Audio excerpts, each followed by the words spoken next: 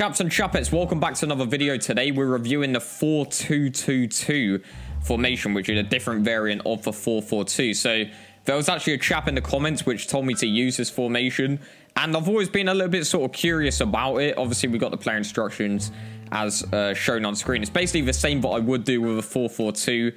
The center attacking mid's the same as what I would have with the left mid and right mid. Just I think either get back while defending or stay back while I think it's get back on defense, 2 CDMs, stay back while attacking, left back, right back, stay back while attacking, and 2 strikers on getting behind. So I do think this is one of the best balanced formations, because I think if you had to look on it on a scale, you'd have sort of a 4-4-2 and a 4-2-2-2 on a bit more sort of balanced, like right in the middle. I'd probably say these two formations right in the middle.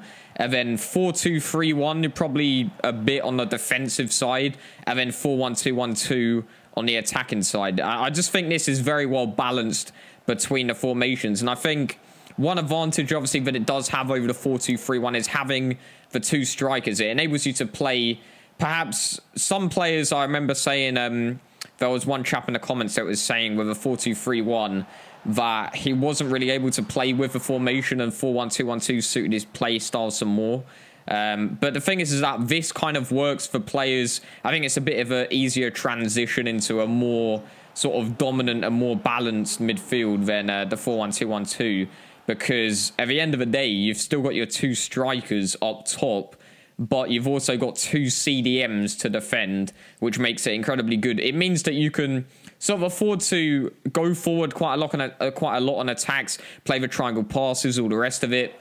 But at the same time, you know that if you do lose the ball, you are going to be quite confident knowing that you've got 2 CDMs in front of your back 4 as well. So I was scoring a lot of goals. A lot of it was basically coming from just for simple logic of, so the opposition team is mostly going to have 4 players in defense. So the center attacking mids, compared to the 4-4-2, I seem to find pick up better positions.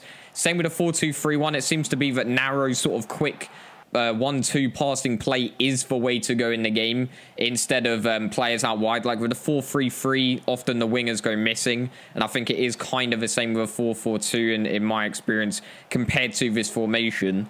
But not just that, also the fact that obviously we said, yeah, the 4 defenders on the opposition team.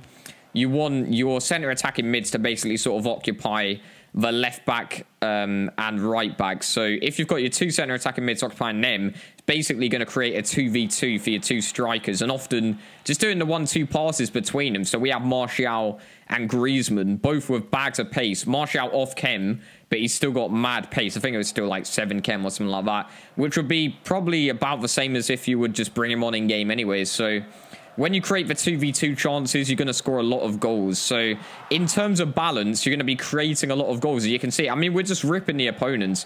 We're absolutely ripping this opponent. In fact, this is the first lad that actually scores. Arguably, shocking bit of defending there, but we're just creating the chances. William, I keep just doing drag back after drag back.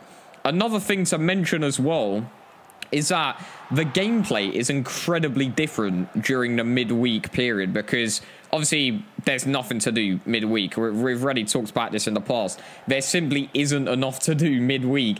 It's dead. The game is dead. And I think because of the sort of less amount of players basically on the servers, it seems to be that EA can't cope with a lot of people on the servers, because it's so smooth. It's so smooth. And when you compare it to the weekend league, especially on the Sunday at peak times, my, it is disgustingly slow. So this gameplay was just so enjoyable, and it felt like there was much more of a skill gap, to be honest, because at the end of the day, if you're able to respond much faster, you're able to overcome the sort of pay-to-win teams or the better teams much easier, as well as being able to do more skills and all the rest of it. And to be honest, it was just a hell of a time. This last lad we come up against in the final has got training cards on like all his players. Probably should have slipped him in there. Griezmann did feel really good up top, and I do recommend as your 2 strikers having one player that is left-footed on the right and a right-footed player on left-footed player on the left, right-footed player on the right, just because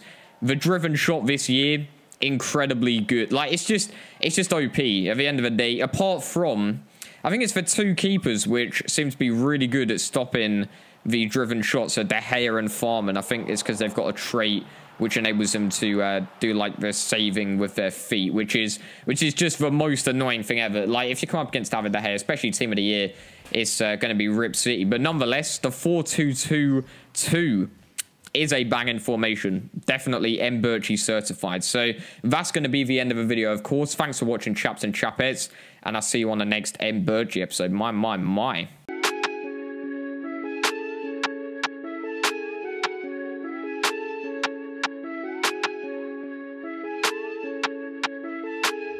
They say my channel's dead.